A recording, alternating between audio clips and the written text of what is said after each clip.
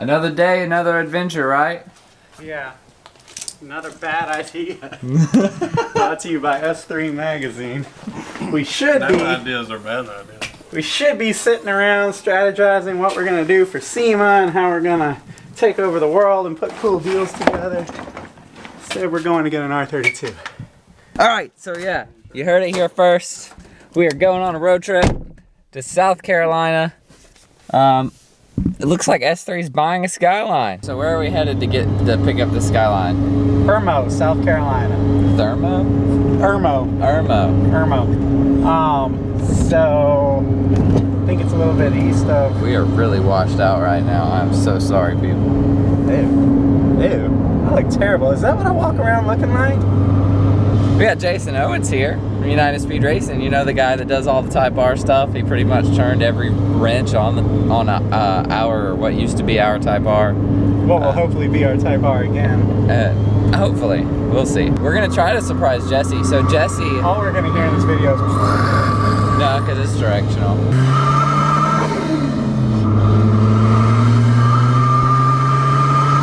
Our partner, teammate, whatever you want to call it, he lived in Jacksonville, Florida. Well, how do I turn all washers on this? You should pull it. So Jesse actually just moved to South Carolina, around the area where we're going to be picking up this Skyline. So we're gonna try to buy the Skyline and then surprise Jesse with it. We think that his reaction would be kind of funny. But yeah, basically, I'm coming in town. Jesse's coming in town. It's SEMA time. We're leaving for SEMA tomorrow, right, Wooley? That's correct. Yeah, we're leaving for SEMA tomorrow night. But Wooley found a decent deal on an R32 Skyline in South Carolina. It is a GTS-T. It's not a GTR. We wanted the GTS-T because of it being rear-wheel drive. We think it would be kind of fun to have like a rowdy rear-wheel drive RB car. A rally. Rowdy. Oh, rowdy. Like, rowdy. No, I'm gonna try to kick this off as like a vlog week for SEMA, so it's gonna be kind of rough cut. I'm not gonna do any kind of fancy editing or like music or anything. It's just gonna be spliced together. That way we can put this out for you guys and have it up instantly. So hopefully today is Sunday. What's today? The 3rd? Yeah, Sunday, November 3rd. Hopefully you will be seeing this on November 4th, and you will have daily vlogs for the rest of the upcoming week through SEMA. It should be a lot of fun. But yeah, for now, we're on the road. Well, we got about a 3-hour drive. Yeah. All right, 3-hour drive. Here we go. Wooley's on the phone with Jesse. Oh, yeah. That's cool. What you doing? Are you all moved in? Because me and Casey are heading to Irmo for some crap she's buying online or something. Oh, well, you want to grab lunch or something, or what? Let's do the thing. Alright, I'll call you later. We good? Yeah, I was afraid he was going to hear the car the whole time and be like, this isn't that going to buy a table and a Fiesta. This is not a prime specimen. By any means. By any means. We're barely getting an R32. I mean, yeah, if they made R32s in America, this would be like a $3,000 or $4,000 R32, you know, because it's not that great. But if you're buying an imported car from Japan or anywhere, like, I don't know, me personally, I don't want a perfect example. I want one that's been touched, modified, perhaps wrecked a little bit, you know, and it's got love. that JDM like, character, literally, man. it's there. Yeah, it's got the substance. It's not just a car that was in mint condition. It was up against a guardrail on the tow gate. Yeah, that's what I'm saying. This is not like those cars that run the tow gate at night. This is probably one of the cars. That's right. So, you know what I mean? When you buy it, like, the blemishes are kind of part of the cool stuff about it, you know? Like, having said that, we know this one's got some blemishes. It's been repainted, we know that. It's got over fenders. But it's purple. It's purple? It's purple. Don't really know exactly what's under the over fenders. Don't know if I really want to find out. You know, the interior's a little effed up. But it's all fixable stuff. Nothing's detrimental. It's fun stuff, though. Like, again, I've learned this. You buy a perfect car, you're not going to do anything to it. You're disappointed. You're going to stress every time you drive it. You're not going to want to put the over fenders, or, you know what I mean? You're going to have to treat it like a racehorse, you know? Right, yeah. Like, But when you get something that's already been a little screwed up, that's how I got my CRX, and it made the project so much more fun. Like that little 5 Series BMW, it makes the project fun. Yeah, for sure. Because you don't really have anything to lose. Yeah, and then it's fun, like, fixing things that were messed up and, like, kind of figuring finding it out. what you got. Yeah, you know, probably take the seat out and find some, like, 15-year-old Japanese receipt from, like... Dude, in my 911, I was kind of poking around under the carpet a little bit, and I found a coin, a German coin from the 40s. Like, that's kick-ass. Now, awesome. that car was, you know, shipped over here. It was a gray market car, which means somebody from the military brought it over in the 80s. But, you know what I mean? It has that heritage. It's got all the service records up until 85 are in German, you know? And so that's what you're buying when you buy a JDM car. You're buying, like, if you're really kind of... You're buying into the culture. That's what you're doing. Yeah. So a buddy called me one day. It was at Atlanta Motorsports Park. He was driving his girlfriend's Volkswagen Beetle. And he called and he said, "Hey, can you come down the road?" And I was like, "Where you at?" And he was like, 53. And I was like, "What happened?" And he said, "I hit a bear." And I was like, "You hit a bear?" And he's like, "Yeah." I was like, and he's like, "Yeah, I think the car's totaled." And I was like, "How's the bear?" And he's like, "Well, he's not really moving." So, But you don't get out of the car. so You don't check. I drive down there, and as soon as I pull up, the bear jumps up like a ninja, like just jumps up and tears off in the woods, like hauling. Like, didn't seem like it was hurt, but it was it like a definitely- big bear?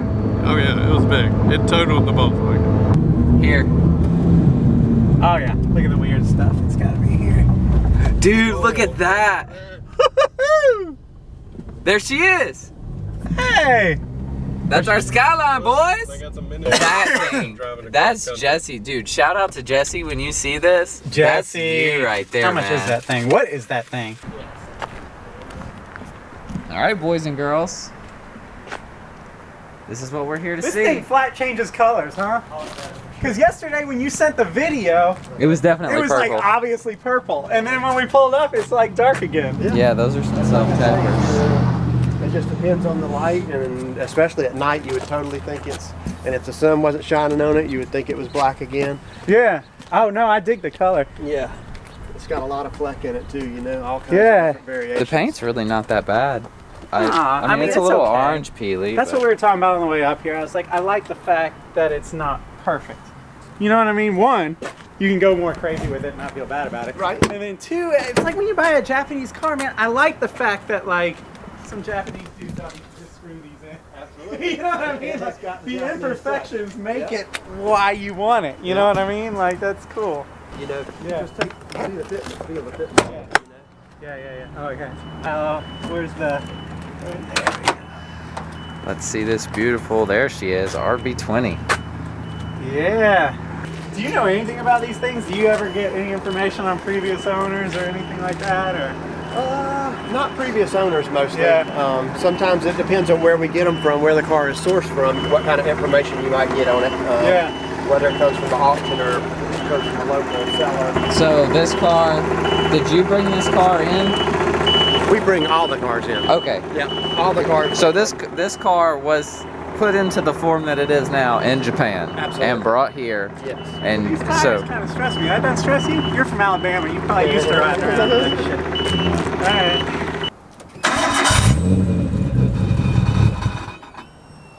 Keep them throttle.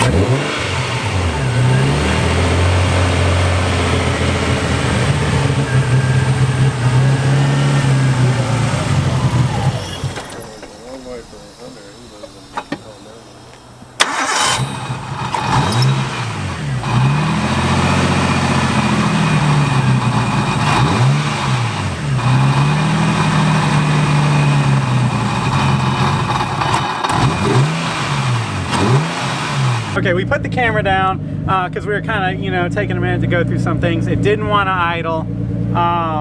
That was stressing me a little bit. I mean, I know it's to be expected, but it always makes me feel a lot better when you start with a car that runs clean, because then you can kind of diagnose from there. Here, come over here. It's been hit on this side, but it wouldn't be like a real drift car if it hadn't. It looks like right up under here, you can almost see it, probably not in camera. So there's a little bit of damage here, and then there's something down here that I think is separate, honestly, that they just kind of hammered out and stuck over fenders.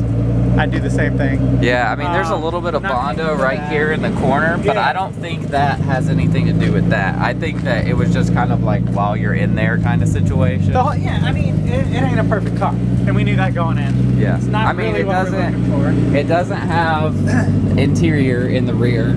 The speakers are missing. The trunk lines up. Actually, when we opened the trunk was sitting in water. Yeah, but so is my CRX. This switch is missing. The stereo's missing. That's busted up. It has its fair share of problems. But that's what I'm trying to tell myself, because I want the car. What I'm trying to tell myself is that's part of it, right? Like, you're buying a 30-year-old car that came out of a land on the other side of the world. It's gonna have problems just like a 30-year-old car here would have problems. I mean, it was a drift car. That's what it was. Yeah. I mean, it's got a recreational. It's got a welded diff. It does have a set. Those are real work wheels. The tires are garbage. Dust. Yeah, they're garbage. So he said he's got a new set of tires for it. He can put those on while we go hang out and go to lunch or something. Yeah, I mean, it's got a little bit of a hiccup. You can hear it right there.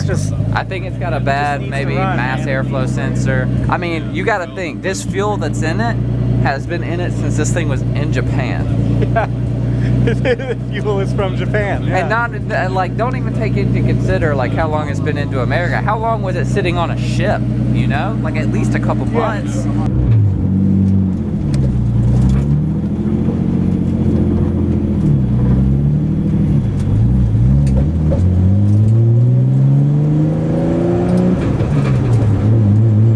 That was my first shift in a right-hand drive car.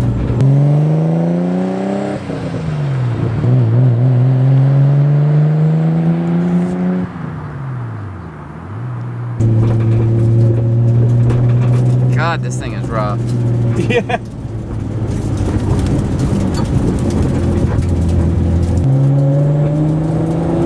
Listen to that turbo though. Yeah, it's got a vibe. It feels like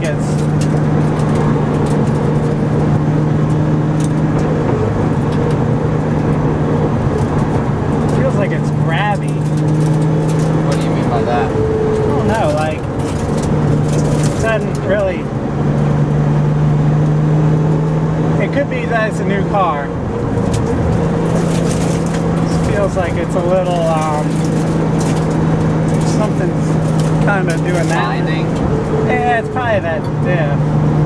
Clutch feels good.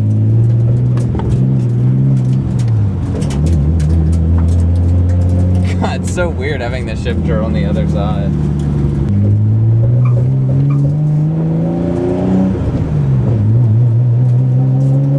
Is it warm? Yeah, it's warm.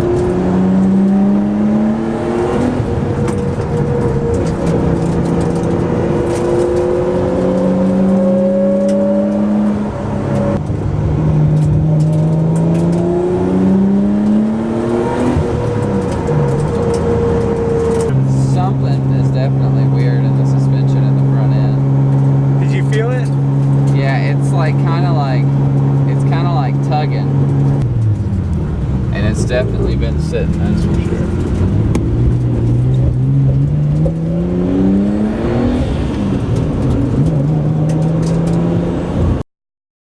It's really difficult to see because we're driving into a sunset now.